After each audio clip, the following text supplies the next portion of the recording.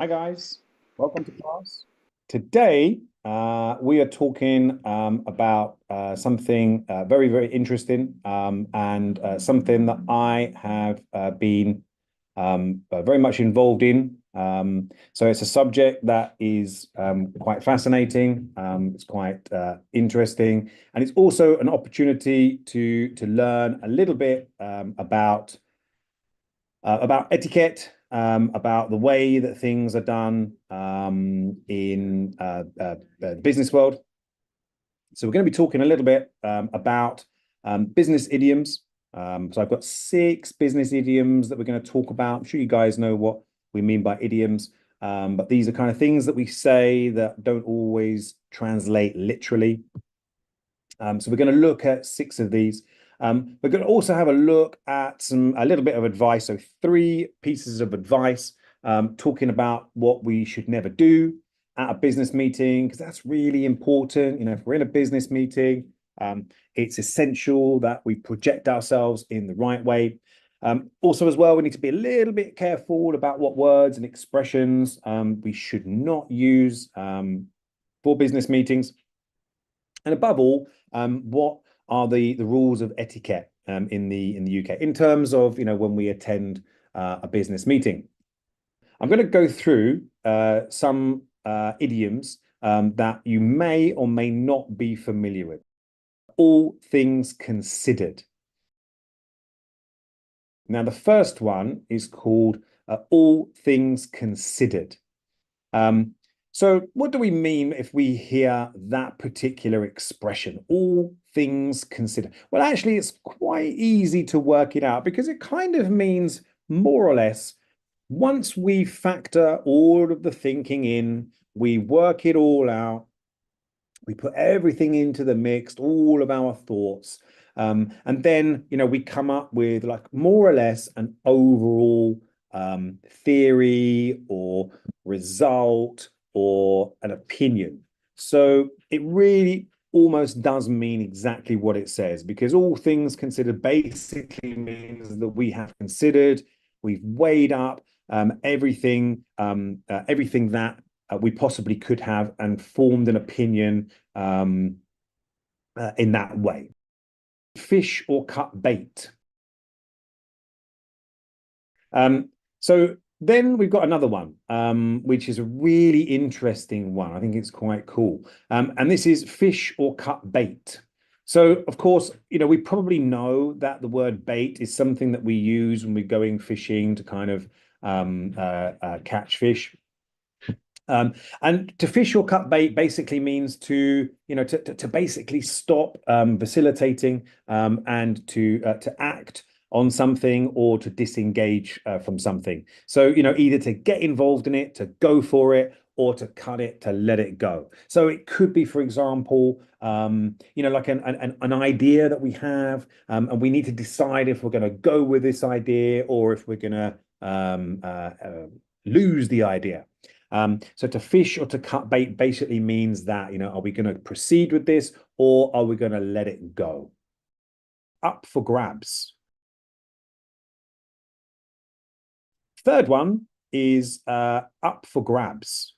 Now, that's quite interesting. It always reminds me of something that I heard many, many years ago from when I was watching a sports match. And it was a very exciting moment in the game where it was absolutely pivotal that, you know, this team was going to have the opportunity to win the trophy.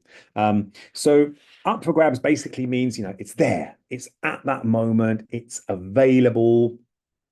You've got an opportunity for it. So we may use it in terms of perhaps, you know, a new business venture. You know, we may be interested in purchasing a new business or a property that might be related to that business. But effectively, it almost kind of means what it says, because when we talk about the word to grab, we might use our hands to grab something. So something is up for grabs. Although it doesn't mean it literally, we could imagine ourselves with our hands out actually grabbing and taking possession of something. But of course, it's actually an idiom. And in this context, in a business idiom, it would mean that it was available. It's there. It may be if we want to pay the money or if we want to proceed with it. So it could be used for something like that. But essentially, it means that it's there and it's available. We've got this opportunity. Up in the air. So the next one is up in the air. So this essentially means that we haven't quite decided exactly what we're going to do.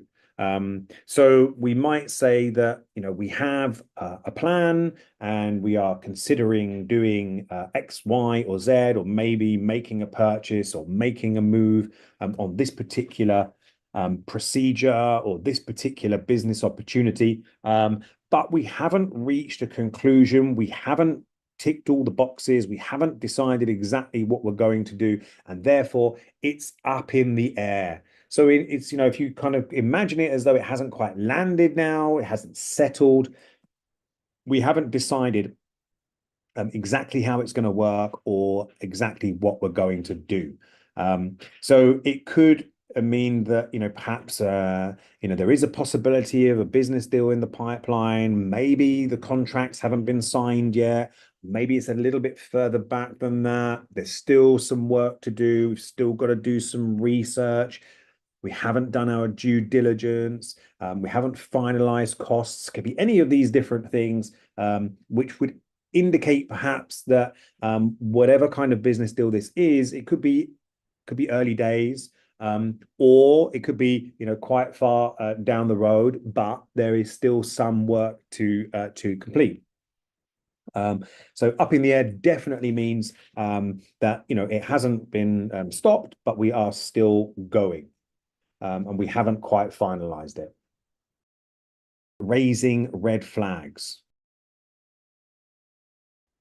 Okay, and the last business idiom that we're going to look at is raising red flags. Okay, so this one's quite easy to understand, because if we think of raising a flag, okay, all right, that could be anything. But red flags, okay, we always associate the color red, with potential danger, potential problems. And this is a perfect example. If we raise a red flag, it means that what we're doing is we are indicating that perhaps we're not quite happy with something. Maybe we're not convinced about a certain deal. Again, by raising a red flag, it's not necessarily saying, we don't want to do the deal, we're not interested, we don't want to progress. We're not exactly saying that. But what we are doing is almost sort of, raising a hand and saying, hold on, stop. We need to identify what this problem is, and see if it needs a resolution, or if there's a way around it, or if it's a deal breaker and therefore we stop. But it certainly does indicate that there's some sort of a problem. Okay. So those are the business idioms. So they're very, very useful to know and to understand, because in English, it can be quite confusing. If you're not familiar with the idiom, it can be difficult to work it out. So hopefully that information has helped to clarify what these business idioms may actually mean. Okay. So what should we never do in a business meeting? Well, most of it is common sense. But having said that, it is surprising sometimes that in business meetings, sometimes people forget themselves, and they begin to behave maybe in a way when they get a bit more relaxed, and they kind of relax a little bit and they forget what they're supposed to be doing. I mean, it's very important that we remember the things that we should never do. So usually eating is a bit of a no-no. Obviously, it depends if they're handing out, cookies or things like that. You don't have to say no. But I certainly wouldn't, pull out a sandwich from your bag and start eating your sandwich, because that's not going to be the sort of look that you want for an important business meeting. Yawning and stretching. So, last thing we want is to be in a meeting and someone starts yawning and stretching. Oh, that's not a good look. It makes us look very rude. It makes it look as though we are bored. We may even do it by accident, but people might think, oh, they're trying to tell us that they are bored, so it may be misunderstood. Of course, bad language. It goes without saying. There's no excuse for this particular issue. So our language should always be correct and appropriate. Checking our phone. Of course, nowadays people are much more inclined to check their phones. But if nobody else in the meeting is doing it and you start doing it, then it's going to look pretty bad. Punctuality. We cannot be late for a meeting. So if there's ever a meeting, I can remember back in my days when I attended meetings, I always made sure that I was 10 or 15 minutes early. Of course, interrupting people as well. We should be strong enough to be able to voice our opinions, but we shouldn't be interrupting people. Definitely not. It looks really rude. We also shouldn't be unprepared. So if we go into a meeting, we should have notes. We should know what the meeting is about. We should have prepared something, so we've got something to say.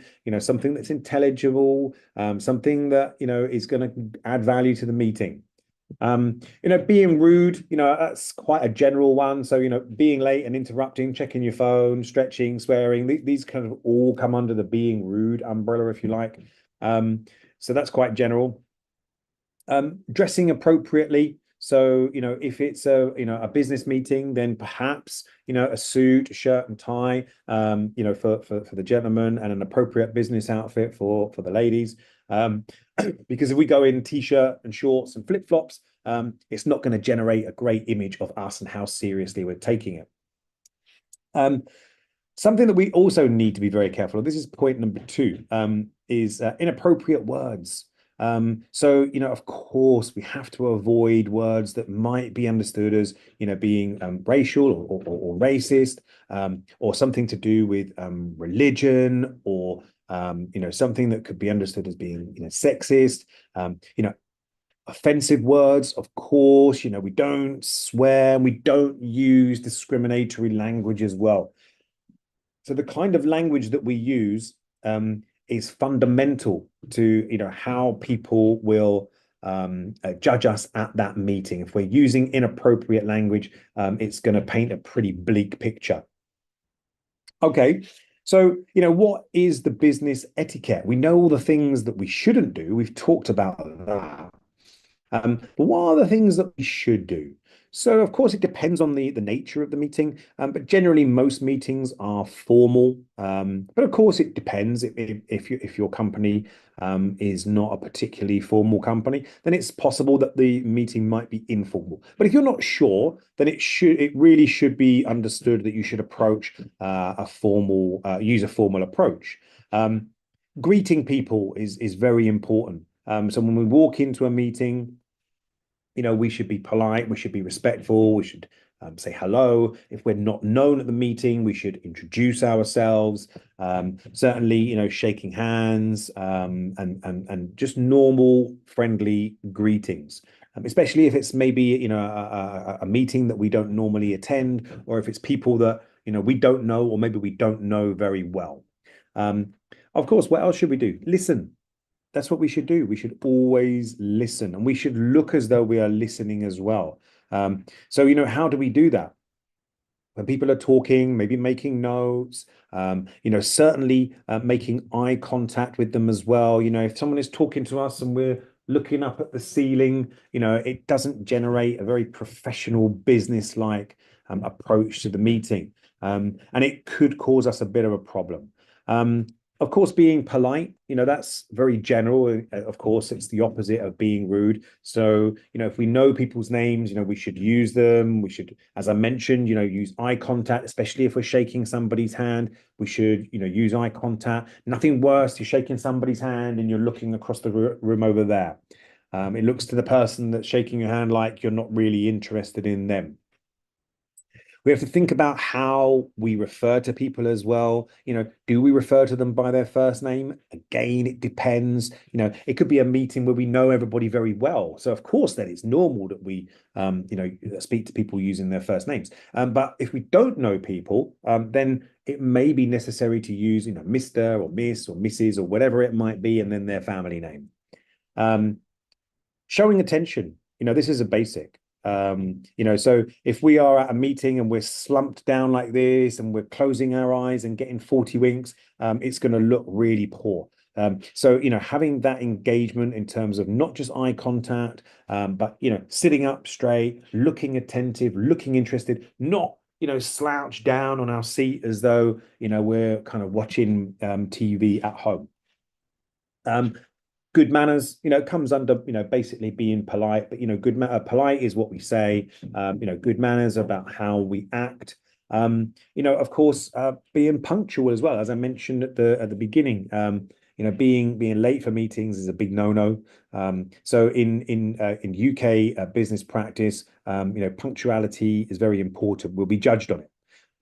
So of course, things can happen, but it certainly shouldn't be something that happens on a regular basis. So look, we've talked in great detail about the business idioms, the 5 that I gave you. So, all things considered, fish or cut bait, up for grabs, up in the air, raise flags. These are all very interesting and useful business idioms. We've talked as well about the things that we should never do. Of course, it's just basic common sense, but sometimes people don't always use that common sense. So, of course, bad language, yawning, checking our phone, interrupting people, not being prepared, being rude, not dressing professionally enough. These are all the basics. In terms of the language and the vocabulary that we should use or shouldn't use, rather, we need to steer clear of anything that could be considered to be racial, religious, sexist, offensive, bad language, or even discriminatory language as well. These are big no-nos. And finally, the UK etiquette is very much like in a formal sort of a style. We're greeting people, we're listening to people, we're polite, we're shaking hands. We use the correct name for them. So, maybe it should be their first name, but maybe it should be their family name with Mr. or Mrs. Eye contact, showing attention, looking genuinely interested and actually listening so that when someone voices an opinion or asks a question, we're able to respond and prove that we were listening to them in the first place. And of course, overall, we've got to show good manners, and punctuality is a big thing as well. Okay, guys, that's it for today. Thank you very much. Hope you enjoyed it. Hope you found it useful, and I hope it helps you. Okay, take care. See you later. Bye-bye.